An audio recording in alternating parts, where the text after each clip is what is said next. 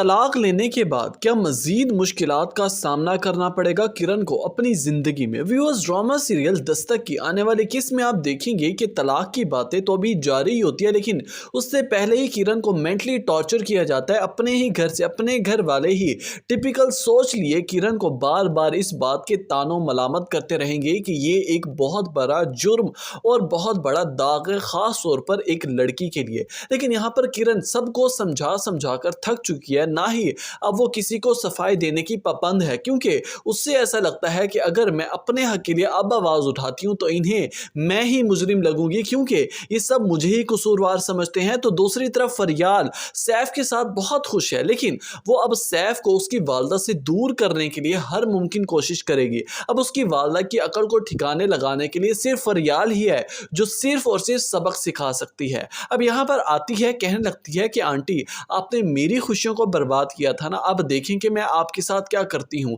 یہاں پر سیف کی والدہ بھی اسے کہنے لگیں گی کہ جس دن سے تم اس گھر میں آئی ہو ہمارا جینا حرام کر کے رکھ دیا، میرے بیٹے کو ہمارے خلاف کر دیا تم نے۔